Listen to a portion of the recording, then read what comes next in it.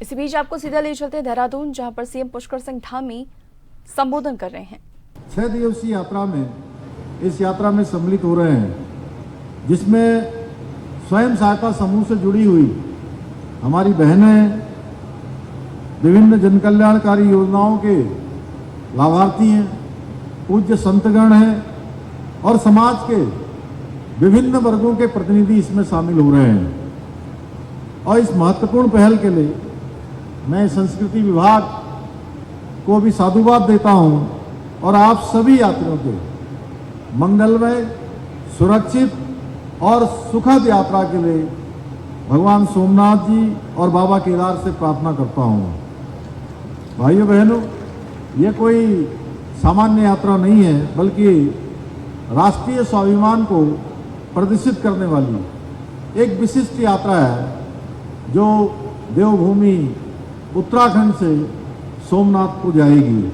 यानी ये कह सकते हैं हम कि केदारनाथ जी से सोमनाथ जी को जोड़ने वाली यात्रा, आदि कैलाश से सोमनाथ जी को जोड़ने वाली यात्रा, ये गंगा के प्रदेश, यमुना के प्रदेश, देवभूमि से सोमनाथ की भूमि को जोड़ने वाली पवित्र यात्रा है।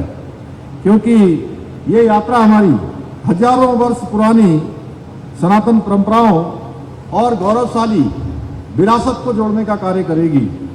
और सोमनाथ जी हमारे 12 ज्योतिर्लिंगों में से एक हैं और सोमनाथ का मंदिर भारत की उस अटूट श्रद्धा विश्वास का प्रतीक है, जिसे न तलवारें झुका सकी, न समय की आधियां मिटा सकी। वो भगवान सोमनाथ का पवित्र स्थल है। और सोमनाथ ने आक्रमण, विध्वंस और अपमान के बाद भी पूरे विश्व को पुनरुत्थान और संकल्प का संदेश दिया। ये स्वाभिमान पर्व सोमनाथ जी का, ये हमें ये बताता है कि भारत चाहे कितनी भी चुनौतियां क्यों ना आए, वो टूटता नहीं है, बल्कि हर चुनौती के बाद और मजबूती से खड़ा हो जाता है और तेजी से आगे बढ़ जाता है। इसलिए ये पर्व राष्ट्रबोध का अनुभव कराने का भी विशेष पर्व है। भाइयों बहनों, आदरणीय प्रधानमंत्री मोदी जी के नेतृत्व में आज भारत के सांस्कृतिक वैभव का एक स्वर्णिम काल आ गया है। हमारी संस्कृति का गौरव पूरे विश्व के अंदर गुंजायमान हो रहा है। सनातन की पताका चहु ओर फहरा रही है।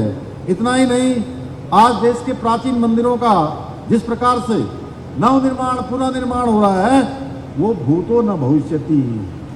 क्योंकि मंदिर हमारे लिए केवल एक पूजा स्थल नहीं है, बल्कि हमारी संस्कृति के, हमारी आस्था और श्रद्धा के वो जीवन रेखा है। इसलिए हमें याद रखना होगा कि लंबे समय तक हमारी महान सांस्कृतिक विरासत और आस्था के केंद्रों को